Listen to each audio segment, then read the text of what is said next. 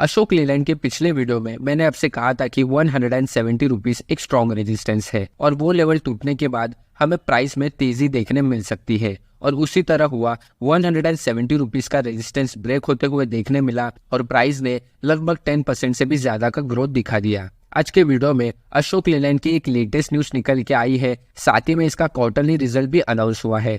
तो ये सब बातें हम इस वीडियो में डिस्कस करेंगे और अशोक लेलैंड के ग्रोथ प्लान्स पे भी बात करेंगे। तो ये वीडियो काफी इंपॉर्टेंट होने वाली है, इसको स्किप करके ना देखें और चैनल पर नए हो तो चैनल को सब्सक्राइब करना ना भूले। पहले इसके लेटेस्ट न्यूज की तरफ बढ़ते हैं।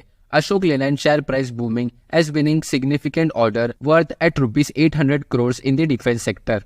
अशोक लेलैंड कंपनी को हाल ही में ही 800 करोड़ का ऑर्डर मिला है और ये ऑर्डर उसे डिफेंस सेक्टर से मिला है, यानी डिफेंस के जो ट्रक्स और ट्रैक्टर्स होते हैं उन्हें बनाने के लिए अशोक लेलैंड को 800 करोड़ का ऑर्डर मिला है, जो कि एक काफी बड़ा नंबर है।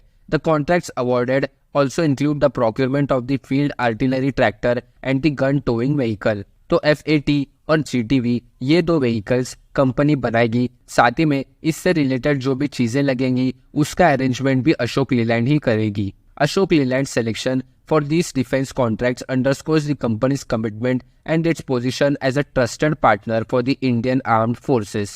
अशोक लेलैंड इस प्रोजेक्ट को लेकर काफी ज्यादा सीरियस है और जिस तरह अशोक लेलैंड ने अपना कमिटमेंट दिखाया है डिफेंस सेक्टर के ऊपर, तो ये एक अच्छी पार्टनरशिप बिल्ड करेगा इंडियन आर्मी और अशोक लेलैंड के बीच में, जिससे अशोक लेलैंड को और भी नए नए प्रोजेक्ट्स इंडियन आर्म्ड फोर्सेस से मिल सकते हैं। अब इसके क्वार्टरली रिजल्ट पर बढ़ते हैं, जिसमें हम पहले सेल्स की बात कर लेते हैं।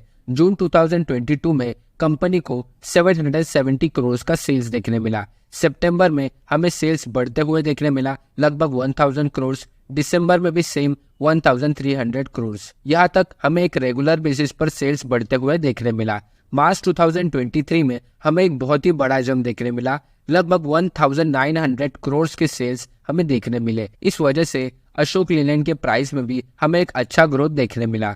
जून 2023 यानी इस रिसेंट क्वार्टर में हमें सेल्स कम होते हुए देखने मिला है। कंपनी ने 1500 करोड़ के सेल्स जनरेट किए हैं। अब बढ़ते हैं इसके नेट प्रॉफिट की तरफ। जून 2022 में कंपनी को नेट प्रॉफिट 22 करोड़ का हुआ था, उसके बाद 186 करोड़, दिसंबर में 351 करोड़ और मार्च में 803 करोड़। हालांकि मार्च में सेल्स ही ज्यादा देखने मिले थे, इस वजह से हमें नेट प्रॉफिट्स के नंबर भी बढ़ते हुए देखने मिल रहे हैं।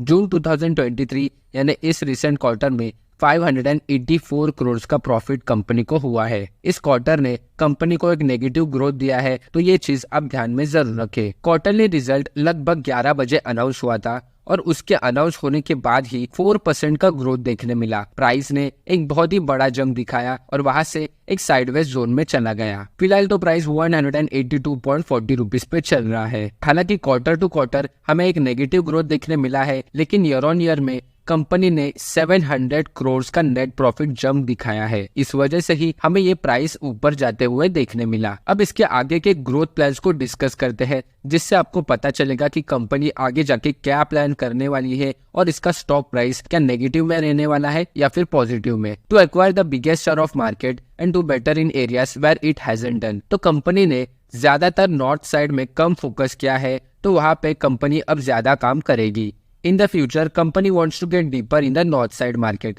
तो जैसे कि मैंने कहा कि कंपनी अब नॉर्थ साइड में ज्यादा फोकस करेगी। अभी इसका साउथ साइड का मार्केट शेयर 43% का है, जो कि बहुत ही ज्यादा है और ये सेंट्रल और वेस्टर्न पार्ट्स में अपना बिजनेस बढ़ाएगी और ज्यादातर फोकस नॉर्थ साइड में होगा, जहां पर कंपनी का बिजनेस बहुत ही कम है। अब इसके नए शेयर होल्डिंग पर नजर डालते हैं। पहले देख लेते हैं मार्च 2023 का शेयर होल्डिंग, जिसमें प्रमोटर्स की होल्डिंग 51.53% की है, यानी प्रमोटर्स ने अपनी होल्डिंग काफी अच्छी मेंटेन करी है। 14.85% की होल्डिंग फॉरेन इंस्टीट्यूशनल इन्वेस्टर्स की है, 22% की होल्डिंग डोमेस्टिक इंस्टीट्यूशनल इन्वेस्टर्स की है और बाकी की होल्डिंग पब्लिक के पास है। अब देखते हैं रिसेंट क्वार्टर यानी जून 2023 का शेयर होल्डिंग। प्रमोटर्स की होल्डिंग सेम है, प्रमोटर्स ने कोई भी माल बेचा या खरीदा नहीं है। हालांकि फॉरेन इंस्टीट्यूशन इन्वेस्टर्स ने अपनी होल्डिंग बढ़ाई है 16%, डोमेस्टिक इंस्टीट्यूशनल इन्वेस्टर्स ने अपनी 2% से होल्डिंग घटाई है और पब्लिक की होल्डिंग लगभग सेम ही है। अब बढ़ते हैं चार्ट की तरफ, जिसमें हमें देखने मिल रहा है कि प्राइस सिर्फ अपवर्ड डायरेक्शन ही दिखा रहा है। बहुत ज्यादा पॉसिबिलिटी है कि प्राइस अब एक करेक्शन दिखा सकता है,